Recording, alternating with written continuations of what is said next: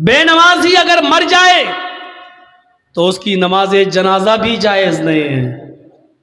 بے نمازی اگر مر جائے تو اس کو مسلمانوں کے قبرستان میں دفن کرنا بھی جائز نہیں ہے.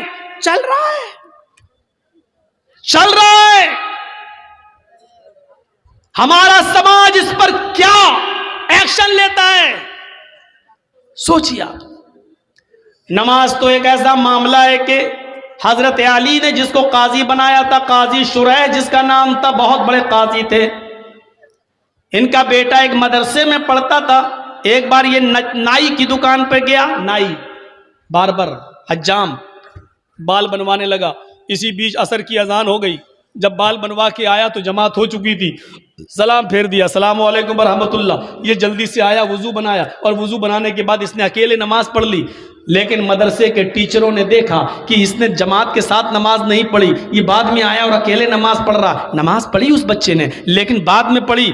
مدرسے کے ٹیچر نے، مدرسے کے استاذ نے قاضی صاحب کو لیٹر لکھا، قاضی صاحب آپ کے بیٹے نے نائی کی دکان پر بال بنوانے میں اتنا ٹائم لگا دیا کہ جب بال بنوا کر آیا تو عصر کی نماز کی جماعت ہو چکی تھی. اس نے بعد میں اکیلے نماز پڑھی ہے. مدرسے کا مینجمنٹ کمیٹی کیا سزا دے آپ متعین کریے. میں مدرسے کا مینجمنٹ کمیٹی کا ممبر ہوں، لیکن آپ قاضی ہیں، آپ بتائیے کہ آپ کے بیٹے کو کیا سزا دی جائے. قاضی صاحب نے جو سزا دی سنیے وہ کیا تھا. ایک موٹا ڈنڈا بھیجا اور ایک لیٹر لکھا، اور لیٹر میں لکھا ہوا تھا مدرسے کی مینجمنٹ کمیٹی کو یہ میں آرڈر دیتا ہوں کہ میرے بیٹے کو اس موٹے ڈنڈے سے اتنا مارو جب تک یہ ڈنڈا ٹوٹ کر 3 ٹکڑے نہ ہو جائے، اس وقت تک اس ڈنڈے سے میرے بیٹے کو پیٹتے رہو. جب یہ ڈنڈا 3 ٹکڑے ہو جائے تو میرے بیٹے کو پیٹنا چھوڑ دینا، اور اس کا کھانا پانی بند کر کے کمرے میں بند کر دینا. اگر وہ توبہ کر لے اور اقرار کرے کہ آئندہ میں کبھی اتنے تنگ وقت میں بال نہیں بنواؤں گا، یا کوئی تنگ وقت میں ٹائٹ شیڈیول میں نماز کا وقت قریب ہو تو میں کوئی دوسرا کام نہیں کروں گا، اگر اس بات کا اقرار کرے تو چھوڑ دینا، ورنہ بھوکا پیاسا اگر مرتا ہے تو مر جانے دینا. یہ قاضی کا فیصلہ ہے اپنے بیٹے کے بارے میں، قاضی شریح کا. ہم اپنی نوجوان نسل کو اینڈرائیڈ موبائل ان کے ہاتھوں میں دے دیتے ہیں اور سمجھتے ہیں کہ میرا بیٹا فجر میں جماعت کے ساتھ نماز پڑھے گا. جو آپ کا بیٹا رات کے 12 بجے تک 2 GB ملنے والے نیٹ ورک کو ختم کرنے میں رات گزار دیتا ہو، آپ اپنے اس بیٹے سے یہ امید رکھتے ہیں کہ وہ فجر کی نماز جماعت کے ساتھ ادا کرے گا. ان سردیوں کی راتوں میں آن لائن پڑھائی کے بہانے آپ کی بیٹیاں موبائل استعمال کر کے واٹس ایپ اور فیس بک یوز کر رہی ہیں، اور آپ یہ امید رکھتے ہیں کہ ہماری بیٹیاں با پردہ اور با حیا ہو جائیں گی، نقاب لگائیں گی، خوشبو سے پاک صاف رہ کر بازار میں یا اپنے میکے یا کہیں اور جائیں گی. یہ آپ آج کے اس دور میں امید لگا رہے ہیں تو بیکار ہے. اگر آپ نے اپنی بیٹی کو اینڈرائیڈ موبائل دے رکھا ہے، فیس بک اور میسنجر اور واٹس ایپ اگر وہ چلا رہی ہیں تو یاد رکھیے گا آپ اپنی بیٹی پر بھروسے کے لائق نہیں ہیں. آپ کی نظر میں آپ کی بیٹی کتنی پاک صاف ہو، لیکن آپ کو اپنی بیٹی پر بھروسہ نہیں کرنا چاہیے، اعتماد نہیں کرنا چاہیے، اس لیے کہ واٹس ایپ اور میسنجر اور فیس بک چلانے والی لڑکی کا اعتبار نہیں کیا جا سکتا ہے. آج کے اس دور میں جب حضرت عائشہ صدیقہ کے اوپر تہمت لگ سکتی ہے، حضرت عائشہ صدیقہ الزام سے اپنے آپ کو نہیں بچا سکتی ہیں، تو ہماری بیٹیاں ان سے زیادہ پاک دامن تو نہیں ہیں، ہماری بچیاں ان سے زیادہ نیک تو نہیں ہیں. جب منافقوں نے، جھوٹوں نے، جب کجروؤں نے اور دل کے گندے لوگوں نے اما عائشہ کو نہیں چھوڑا تو ہماری بیٹیوں کو کیسے چھوڑیں گے؟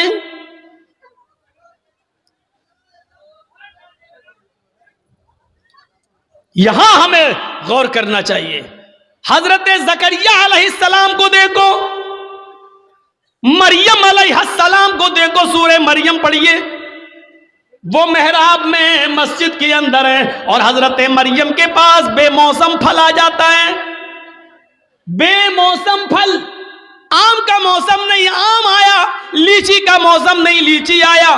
زکریا جب مسجد میں داخل ہوتے ہیں، محراب کے اندر گھستے ہیں، دیکھتے ہیں کہ مریم جس کی میں کفالت کر رہا ہوں اس کے پاس یہ پھل موجود ہیں.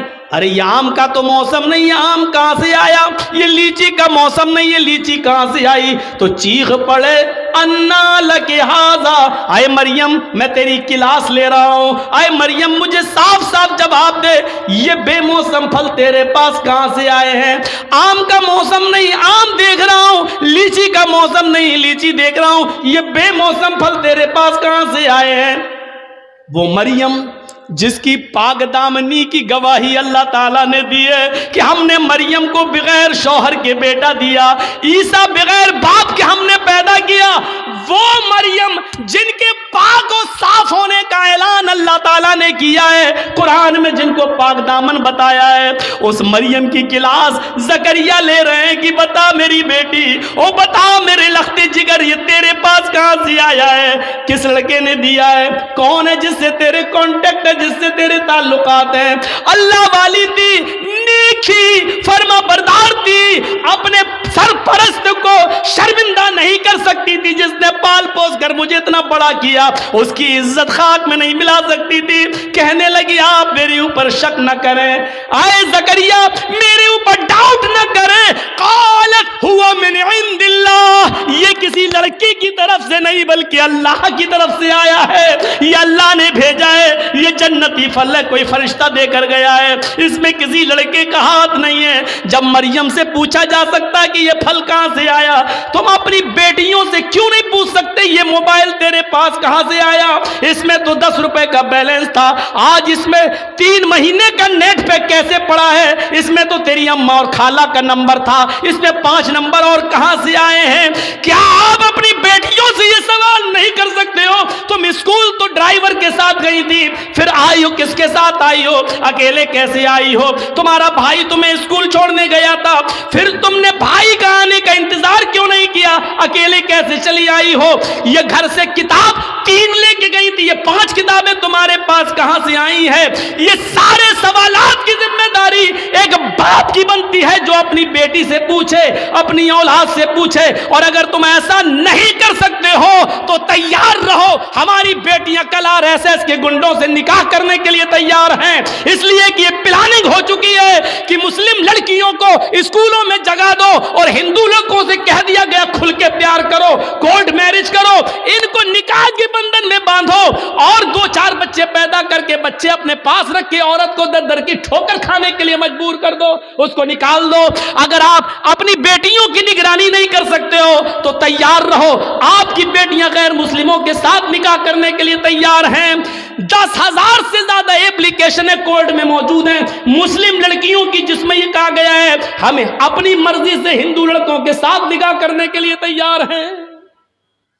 میرے ماں باپ روکیں گے اس لیے مجھے پولیس پروڈکٹ دیا جائے، پروڈکشن دیا جائے، سرکشا دی جائے. میرے ماں باپ کورٹ میرج کے موقع پر میرے لیے رکاوٹ بن سکتے ہیں. یہ لڑکیوں نے، مسلم لڑکیوں نے، کالج کی لڑکیوں نے یہ لکھ کر دیا ہے. تیار رہیے، اگر آپ اپنی بیٹیوں کے موبائل نہیں چھین سکتے ہو، ان سے سوال جواب نہیں کر سکتے ہو، تو پھر یہ دن دیکھنے کے لیے تیار رہو کہ آپ کی بیٹی مسز ادریس، مسز اسلم نہیں بنے گی، مسز کھنہ بنے گی، مسز رمیش بنے گی، مسز موہن بنے گی، مسز فلاں بنے گی، یہ بنے گی. اس کے لیے تیار رہو.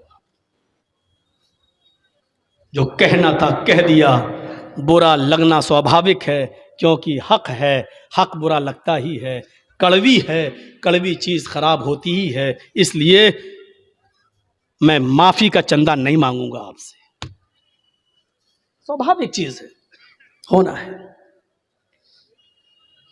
آپ نے پوچھا نماز پڑھی کہ نہیں پڑھی، بیٹے سے پوچھا. ہمارے نبی نے تو یہ کہا تھا نا جب بچہ 7 سال کا ہو جائے، بچے میں لڑکا لڑکی دونوں شامل ہے، جب بچہ 7 سال کا ہو جائے نماز پڑھنے کا حکم دو، لے کے جاؤ. نہیں پڑھے کوئی بات نہیں، کبھی پڑھے گا کبھی چھوڑے گا، لیکن جب 10 سال کا ہو جائے نماز نہ پڑھے تو اس کو مار مار کے لے جاؤ. مار مار کے نماز کی طرف لے جاؤ، پیٹو۔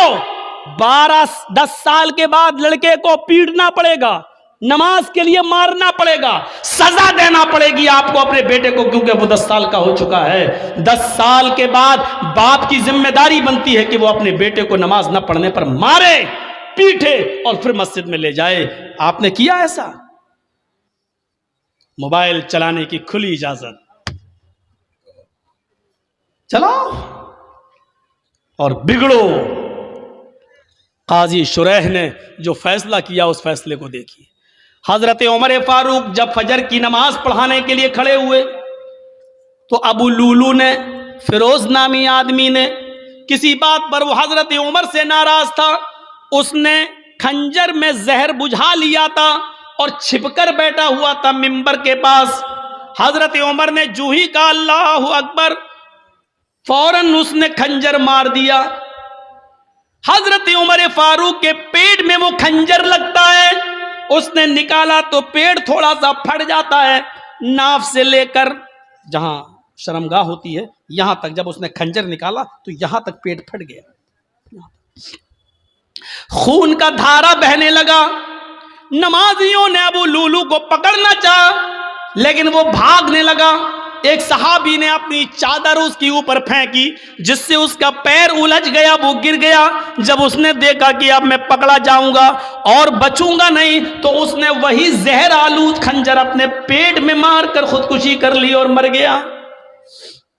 لیکن حضرت عمر فاروق کو جب ہوش آیا تو ان کو دودھ پلایا جا رہا تھا، دودھ وہ منہ سے پیتے تھے، پیٹ سے باہر نکل جاتا تھا۔ شہد پلایا گیا تو شہد پیٹ سے باہر نکل گیا۔ جو چیز کھلائی اور پلائی جا رہی ہے وہ منہ سے تو کھلاتے تھے لیکن پیٹ سے باہر نکل جاتی تھی۔ اس حال میں کسی نے کہہ دیا امیر المومنین اب آپ فجر کی نماز کیسے پڑھیں گے؟ آپ پہلی رکعت میں تھے اور آپ کو خنجر مار دیا گیا ہے، آپ بے ہوش ہو کر زمین پہ گرے ہیں اور حالت آپ کی ہے کہ کھانا پانی پیٹ میں رک نہیں رہا ہے، آپ فجر کی نماز کیسے پڑھیں گے؟ حضرت عمر نے کہا پڑھوں گا، میری فجر کی نماز کیا ادا نہیں ہوئی ہے؟ کہا نہیں، پانی لاؤ، وضو بنایا، کھڑے ہو گئے، لوگوں نے کہا بیٹھ کے پڑھ لو، کہنے لگے نہیں نہیں ابھی کھڑے ہونے کی طاقت ہے۔ کھڑے ہو کر 2 رکعت نماز پڑھی اور نماز پڑھنے کے بعد فرمایا لوگوں اگر یہ حالت کسی اور کی ہو جائے، کھانا پانی بھی پیٹ سے نکلنے لگے، اس حال میں بھی اگر نماز کا ٹائم ہو جائے، نماز کا وقت ہو جائے اور اس آدمی کو ہوش ہو تو نماز اس حال میں بھی پڑھنا پڑے گی۔ اگر اس حال میں ہوش ہے، پیٹ پھٹ جانے کے باوجود، کھانا پانی پیٹ سے نکلنے کے باوجود اگر ہوش ہے اور نماز نہیں پڑھتا ہے تو لا حظ فی الاسلام لمن ترک الصلاۃ، تو ایسے آدمی کا اسلام میں کوئی حصہ نہیں ہے۔ اس حال میں نماز نہ پڑھے تو اسلام میں حصہ نہیں ہے، جو تندرستی میں نماز نہ پڑھے وہ مسلمان بنا بیٹھا ہے۔ کتنے بڑے کبھی کسی کو کھڑا کر کے پوچھو کیا نام ہے؟ ضیاء الحق، حق کی روشنی۔ اچھا نماز پڑھی تھی عشاء کی؟ نہیں مولانا صاحب۔ ضیاء الحق نماز پڑھی؟ نہیں۔ اس حال میں نماز معاف نہیں ہے، نماز تو ہے ہی نہیں معاف۔ جرجی صاحب کو مودی کی یوگی کے کچھ گنڈے پکڑ لیں، کرسی پہ لے کے ہاتھ پیر باندھ دیں، اسی بیچ اذان کی آواز آ رہی ہو اللہ اکبر اللہ اکبر، جرجی صاحب ایک بار کہیں گے صاحب لنچنگ کرنے والوں مجھے مار رہے ہو مار دینا لیکن مجھے 2 رکعت نماز پڑھ لینے دو۔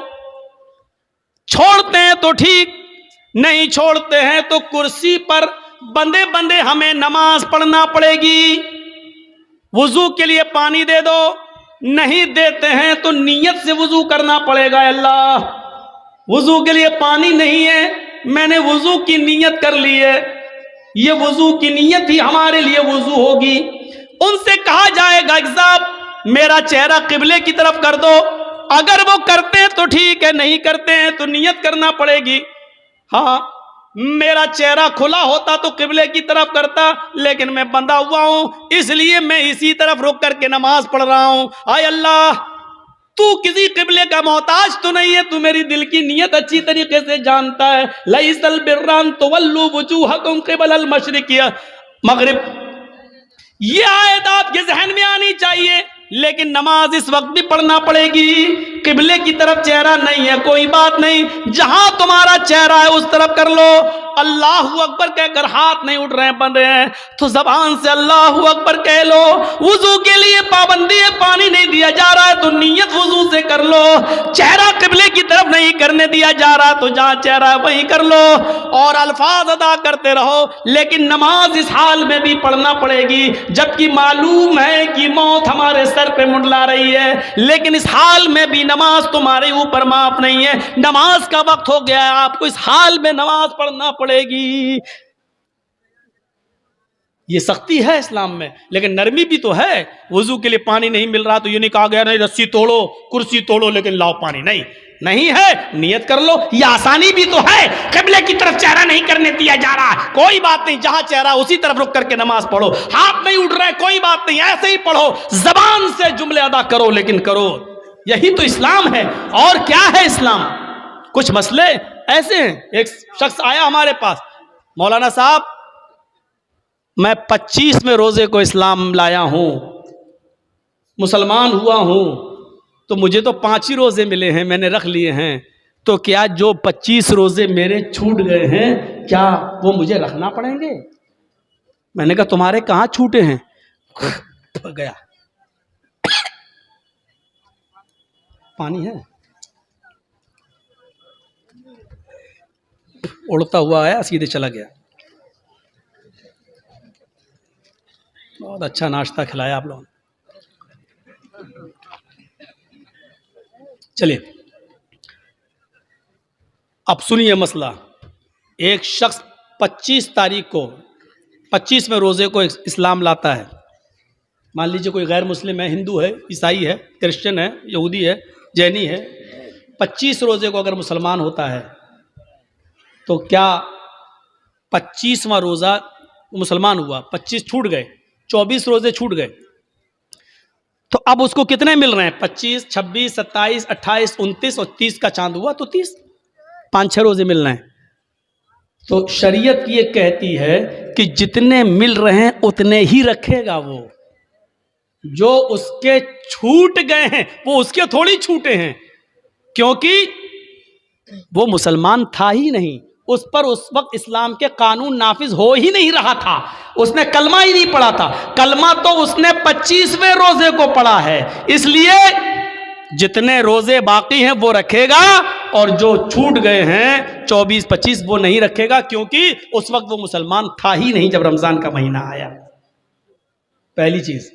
دوسری چیز ایک اور سنیے، مان لیجئے 5:30 بجے آپ کے ہاں روزہ افطار ہوتا ہے، سورج 5:30 بجے ڈوبتا ہے، اور کوئی شخص 5 بجے اسلام لا رہا ہے، 25واں روزہ ہے، 5 بجے اسلام لایا، جرجستان میں اسلام، اشہد ان لا الہ الا اللہ واشہد ان محمدًا عبدہ ورسولہ، 25ویں روزے کو 5 بجے اسلام لایا ہے، اس کا روزہ یہیں سے شروع ہو گیا ہے۔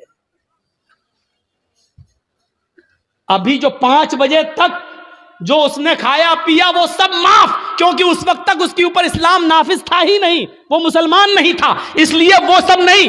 5 بجے اسلام لایا ہے تو 5 بجے سے ہی اس کا روزہ شروع ہو گیا، اسلام کے قانون اس کے اوپر نافذ ہو گئے، اور 5:30 بجے وہ روزہ کھول لے گا اور اس کا یہ روزہ پورا مانا جائے گا۔ 25واں روزہ آدھا گھنٹہ رکھا لیکن پورا 25واں روزہ مانا جائے گا۔ اب 25واں جوڑا جائے گا، 26واں رکھے گا، 27واں 28واں 29واں 30واں یہ رکھا جائے گا، اور اس سے پہلے جو چھوٹ گئے وہ ایک بھی اس کو نہیں رکھنا پڑیں گے، کیونکہ اس وقت تک وہ مسلمان نہیں تھا۔ ان مسئلوں کو ذہن میں رکھیے، یہ چھوٹے چھوٹے مسئلے ہیں، اپنے ذہن میں ان مسئلوں کو رکھیے اور یاد کریے۔ اسی لیے کہتے ہیں کہ کچھ دینی تعلیم بھی سیکھ لیجیے، انگلش میڈیم کے ساتھ ساتھ انگریزی تعلیم کے ساتھ ساتھ کچھ دین کے مسئلے بھی سیکھا کیجئے۔ تو 25ویں روزے کو اسلام لایا، 25 ختم، وہ نہیں رکھے جائیں گے.